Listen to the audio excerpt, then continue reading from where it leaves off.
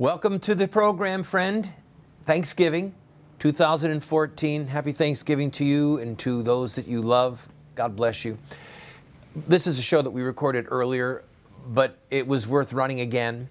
We take a look at the history of Thanksgiving and the fact, perhaps little known, that they actually had an effort, a test run of communism with some of the original pilgrims that came here to America. It didn't go very well. Go figure. So I hope that you enjoy the program, and I hope and pray that you have had a moment, or that you'll take a moment to truly give thanks to God for the good things that have come to you. All of us live and walk in this vale of tears. All of us have hardship, suffering, loss, and it can leave its wounds and its scars on our souls. But we all have a lot to be thankful for. We do. Not the least of which is our redemption through our Lord Jesus Christ and the life that He has given us here in this country. Enjoy the program. Did you know that the Pilgrims had an experiment in communism? How do you think it went? It's a good thing the Indians came to the party, or there would have been a lot of hungry people.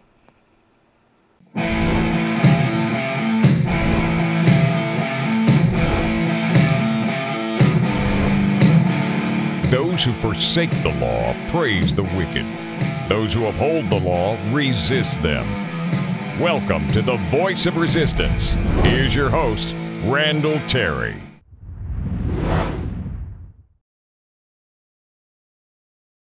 Welcome to this special Thanksgiving Day broadcast, and we're going to run it again on Friday night. I hope that you have a lovely weekend with your family.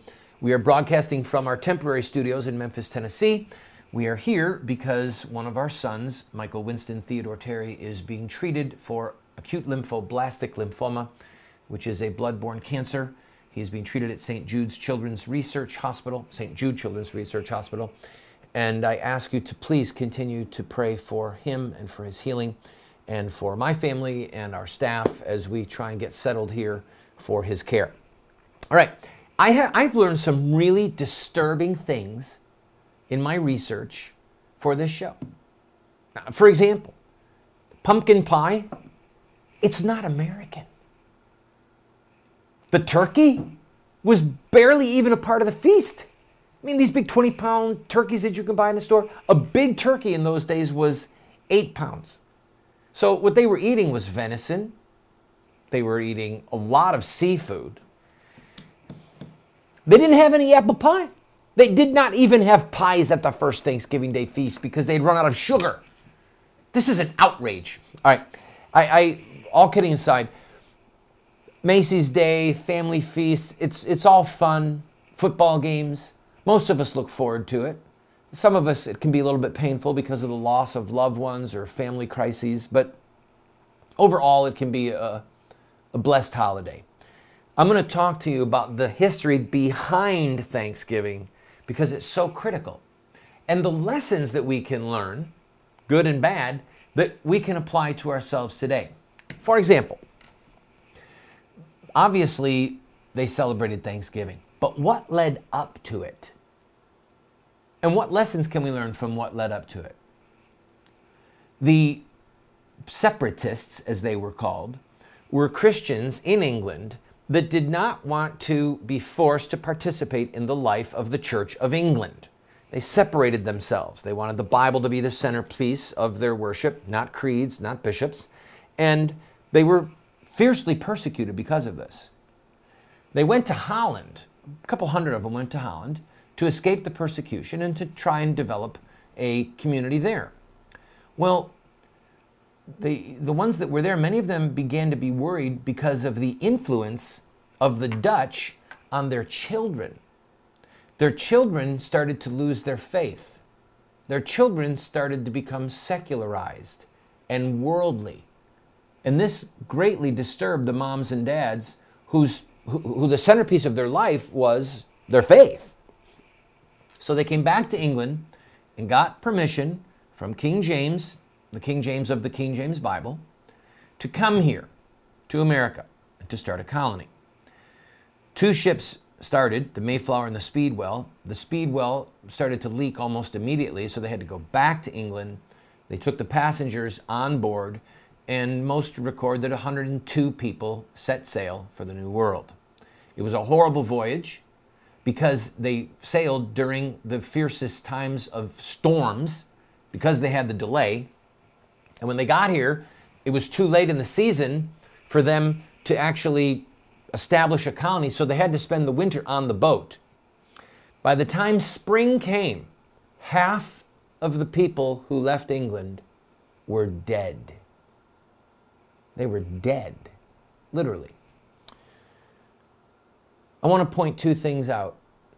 1, they left England originally so that they could practice their Christian faith without persecution. And 2, they came to America for the sake of their children, so that they could raise their children in the faith as they understood it, free of persecution and oppression. Now I want you to think of what we do and we don't do today. Would you put your family on a boat knowing that there was a fairly good chance that you would be drowned at sea? And it was common in those days for a ship to set sail and never be heard from again. They risked their lives. When we get upset, we go to another church. We stop going to church altogether. They risked their lives to come here for religious liberty and for their children. Think of the cost to them. And then think, what am I doing for my kids so that they keep their faith, so that they're not secularized, so that they're not influenced by the world? I mean, really and truly, is it that difficult for us to quarrel with them over an iPad or over an Assassin's Creed video game, or to make sure that they attend church regularly and learn the faith? Really and truly? We have a lot to learn from the people who gave us the first Thanksgiving. When we come back, I'm going to look at the Mayflower Compact, and I'm going to look at their incredible experiment in communism, done in the name of God. That's some crazy stuff right there, you know what I'm saying? How can you do something in the name of God that is against God? That doesn't make no sense to me.